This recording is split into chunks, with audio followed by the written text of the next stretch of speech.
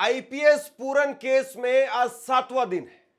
महापंचायत हुई कल और महापंचायत में फैसला लिया गया कि अगर 48 घंटे के अंदर अंदर डीजीपी को नहीं हटाया गया तो उसके बाद में जो होगा उसके लिए सरकार जिम्मेदार होगी। यह कहा गया महापंचायत के अंदर। यह कहा गया महापंचायत के अंदर कि 5 लाख सफाई कर्मचारी वो नौकरी छोड़ देंगे।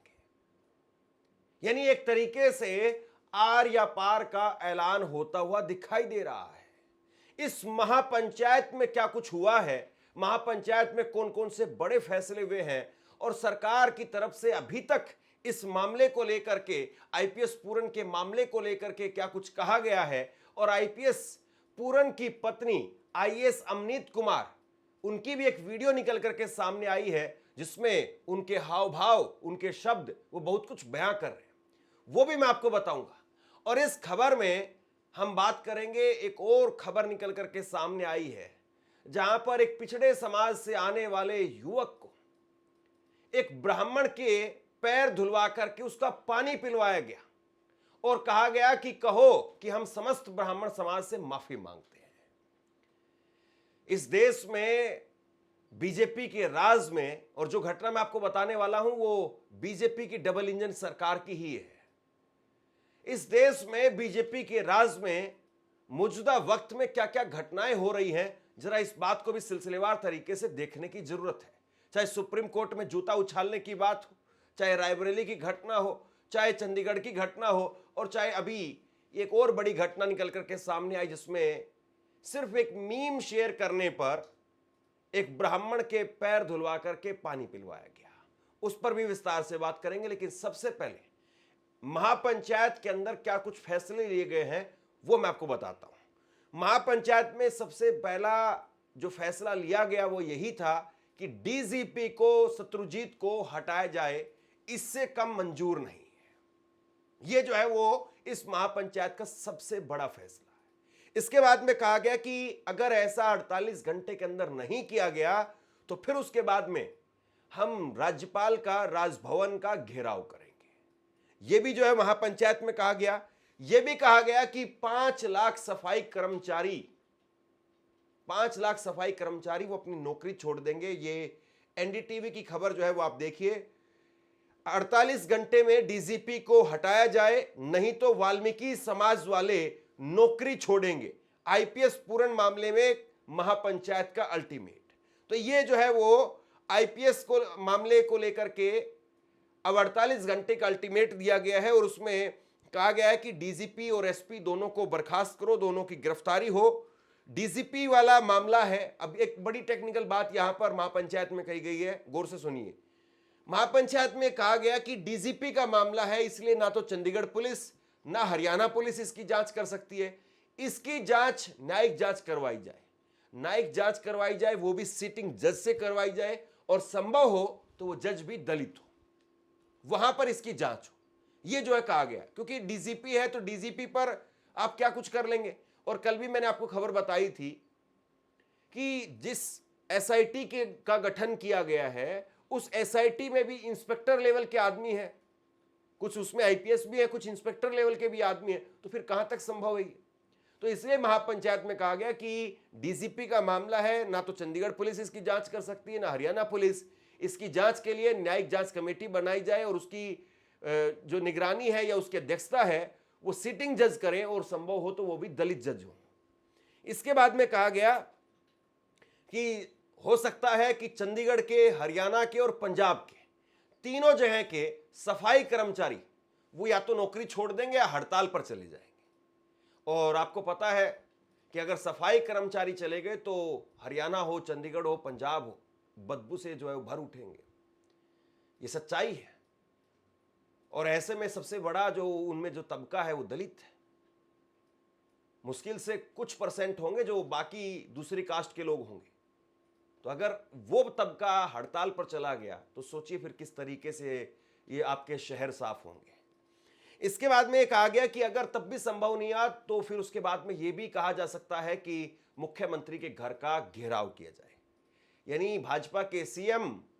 और इसीलिए मैंने कहा था कि अगर ये मामला सुलझा नहीं तो हो सकता है कि मोदी की रैली वो भी खटाई में पड़ जाए, वो भी कैंसिल हो जाए, या वर्चुअली नरेंद्र मोदी करे, या अगर नरेंद्र मोदी आए तो उसमें सुरक्षा के चाक चौबंद कुछ ऐसे देखने को मिलेंगे कि शायद उसमें काला कपड़े की एंट्री ना हो, या बहुत ज्यादा फोर्स लगाई जाए, पता नहीं किस तरीके से होगा। खैर, मुख्यमंत्री के घर का घेराव करने की बात भी जो है वह इस महापंचायत में कही गई। इसके बाद में यह भी कहा गया कि केवल चंडीगढ़ बंद बुलाने पर, या हरियाणा बंद बुलाने पर, या पंजाब बंद बुलाने पर काम नहीं होगा। अगर होगा तो फिर हो सकता है कि पूरा भारत बंद का आह्वान जो है वो किया जाए, कि पूरे भारत को बंद करेंगे।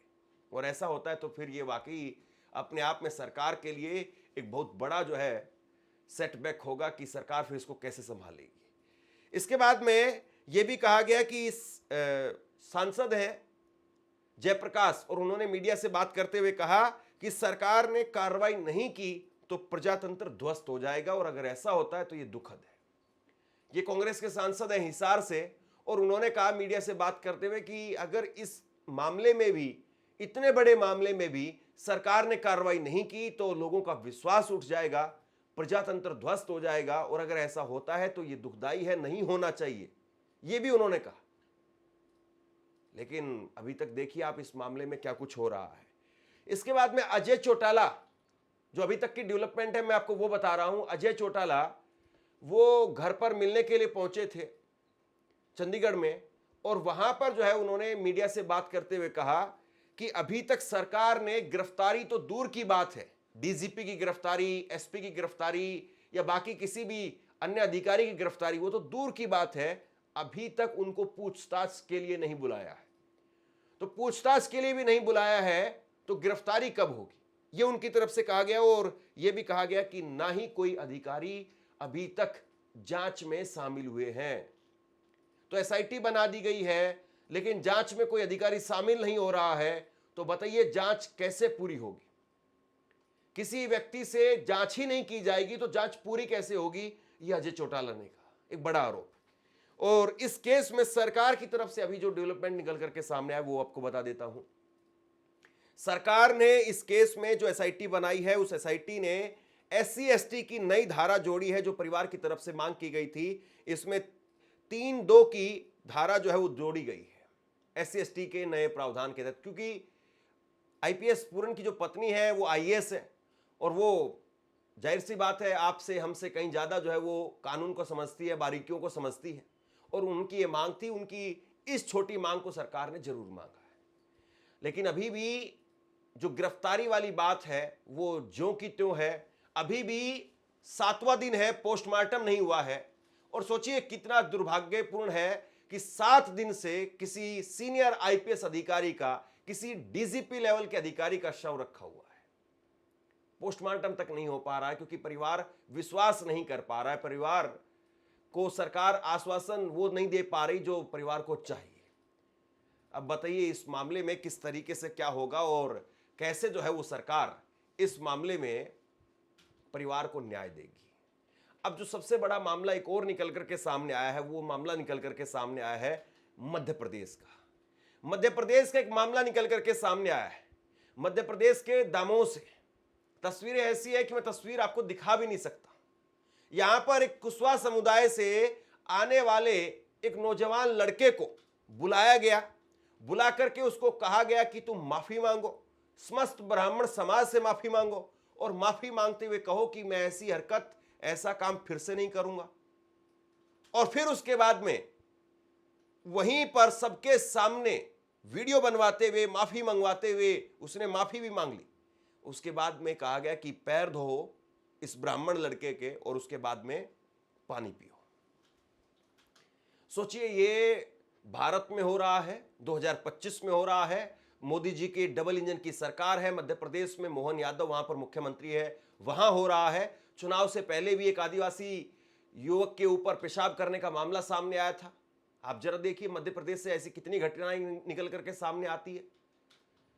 और सबसे बड़ी बात यह है, मोदी जी कहते सबका साथ सबका विकास, फिर कुछ लोग कहते कि नहीं अब जाति जाति रही नहीं, जबरदस्ती जो है वो आरक्षण को अभी सिर पर लेकर के ढो रहे हैं। लेकिन ये तस्वीर क्या क्या बयां करती है। ये मामला मध्य प्रदेश के दामोह का है। आपसे कुछ कहना चाहता हूं। आज के वक्त में पत्रकारिता करना कितना मुश्किल काम है, लेकिन अगर ऐसे में भी कोई आपकी खबर दिखा रहा है, कोई आपके मुद्दे पर बात कर रहा है, तो आपको भी उसका साथ देना चाहिए। अगर आपको लगता है कि मेरी पत्रकारिता सही है, मैं आपके लिए आपकी खबर वो दिखा रहा हूं, तो ऐसे में आप मेरा सहयोग कीजिए। आप इस वीडियो को जब लाइक करेंगे तो लाइक के साथ में ही एक थैंक्स का बटन आपको दिखाई देगा। उस थैंक्स के बटन पर आप क्लिक कीजिए और जो भी सहयोग राशि दे सकते हैं वो दीजिए। दूसरा, आप चैनल को ज्वाइन कर सकते हैं और चैनल को ज्वाइन करके भी मुझे मदद कर सकते हैं। रणविजय ने लिखा कि मध्य प्रदेश में कुशवा समाज के लड़के को ब्राह्मण समाज के लड़के का पैर धुल करके पानी पीने के लिए मजबूर किया गया। कुशवा लड़के से यह भी कहलवाया गया कि वो जिंदगी भर ब्राह्मण समाज की पूजा करेगा। दरअसल ब्राह्मण लड़का अनुज पांडे गांव में अवैध शराब बेचता था, पिछले दिनों पकड़ा गया। इसके बाद में पुरुषोत्तम कुशवाहा, जो कि पीड़ित है, उसने सोशल मीडिया पर एआई से बनाई अनुज पांडे की एक तस्वीर डाल दी, जिसमें अनुज को जूते की माला पहने हुए दिखाया गया। इस पोस्ट से गांव का ब्राह्मण समाज नाराज हो गया। फिर कुशवाहा समाज के लड़के को यह सजा दी गई, उससे अर्थदंड के तौर पर 5100 रुपए भी लिए गए। आप एक बार जरा ये वीडियो देखिए। हालांकि उस लड़के की सफाई भी आई है, वो भी मैं आपको बताऊंगा, जिसने पैर धुलवाए थे। लेकिन पहले जरा ये वीडियो देखिए आप। क्या किसी भी तरीके से, किसी भी एंगल से आप इसको जस्टिफाई कर सकते हैं? सिर्फ इतना सा मामला था कि एक लड़का है ब्राह्मण समाज का, वो उस पर आरोप है कि वो शराब बेचता था और वो पकड़ा गया। और जब पकड़ा गया तो इस लड़के ने एआई से उसकी एक फोटो बनाई, उस फोटो में उस पर जूते की माला पहना दी, इस बात को लेकर के कि ये तो ब्राह्मणों का अपमान कर दिया।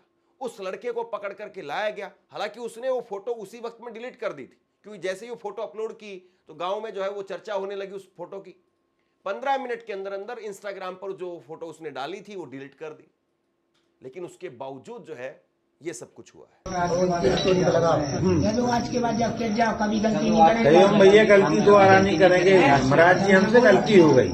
महाराज जी हमसे गलती हो गई, आज के बाद ऐसी गलती कभी नहीं करेंगे। हम आपको चंगामत पी रहे हैं, पाँव को धो के। हम आपको चंगामत पी रहे हैं, पाँव को धोकर। ठीक, और आपको 5100 रुपया दान भी दे रहे हैं। 5100 रुपया दान भी दे रहे हैं। और वो लोग क्या करना है? और जो वीडियो हमने एडिट करके गलत डाली थी, या कहो जो वीडियो हमने बनाई थी अंजू पाड़े की एआई से बनाई थी हमने खुद, और हमने डाली थी, तो 10-12 जनों ने देखी थी, बाकी स्क्रीनशॉट लेकर फैलाई आदमी। और मेंशन भी करो तो तुमने उनके नाम बताओ जो जो तुमने मेंशन करी। बात तो छोड़ो, वही की गलती आज हम मना रहे हैं। वही की गलती आज हम मना रहे हैं। ऐसा कुछ हुआ है ना ही ऐसा कुछ हुआ है। वो जो तुमने व्यक्तिगत तरफ से किया है, जिस सार्वजनिक किसी ने नहीं किया क्या बात तो जरूर बोलो, या तो जरूर बोलो। समाज वालों ने हमने जो व्यक्तिगत तरफ से किया है, आइंदा कभी भविष्य में आइंदा ऐसी गलती कभी नहीं होगी। सब ब्राह्मणों के हमसे सुनो, सब ब्राह्मणों की सामाजिक स्तर से हम सबके चरण वंदन करते हैं। सब चाहे तो है या नहीं है, समझ गए, चाहे है चाहे नहीं है, सब लोगों के समस्त ब्राह्मण समाज से हम माफी मांगते हैं। एक मिनट, जो अगर रुक जा उसने सही से पहले बता बोल रहे बता दो कि तो बोल रहे, फिर वीडियो बनवा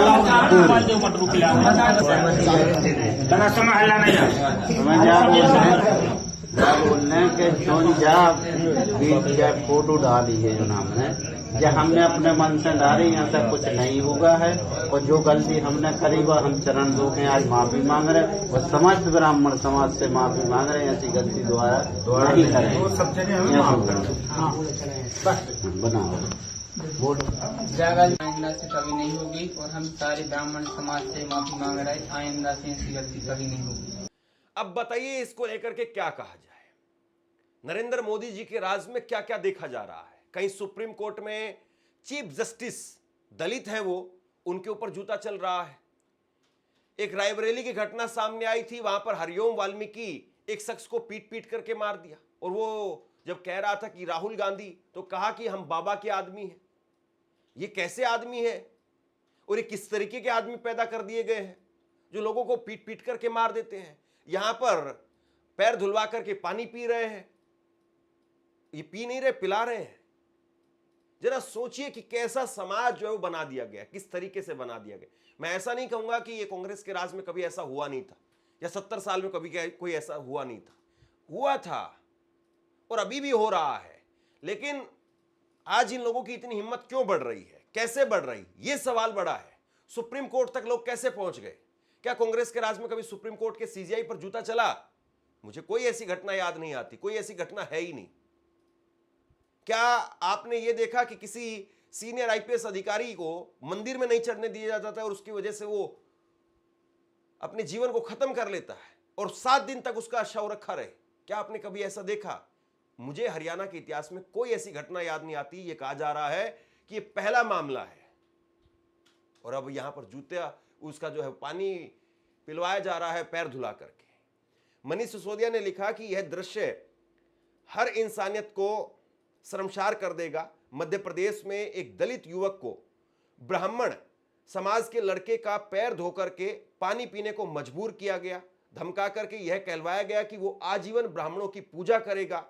21वीं सदी में हम देश को किस युग में लेकर के जा रहे हैं? क्या हम फिर उसी युग में जहां ऊंच नीच, जात पात, छुआछूत के आधार पर इंसानियत की औकात तय होती थी? भाजपा है तो बस यही मुमकिन है। मतलब ये वाकई सोचने वाली बात है। दलितों का, पिछड़ों का ये सच्चाई है। सालों तक, वर्षों तक शोषण किया गया है, इसमें कोई दो राय नहीं है। लेकिन क्या हम फिर से अपने आप को, अपने देश को उसी दिशा में ले जा रहे हैं? ये बहुत बड़ा सवाल है। डॉक्टर लक्ष्मण यादव ने लिखा कि बीजेपी राज में ब्राह्मण अपराध करे तो सम्मान और पिछड़ा बोले तो अपमान। मध्य प्रदेश में कुशवा समाज के एक युवक को ब्राह्मण समाज के लड़के का पैर धोकर के वह पानी पीने के लिए मजबूर किया गया। उससे यह भी कहलवाया गया कि वह जिंदगी भर ब्राह्मणों की पूजा करेगा। दरअसल ब्राह्मण युवक अनुज पांडे गांव में अवैध शराब बेचता था।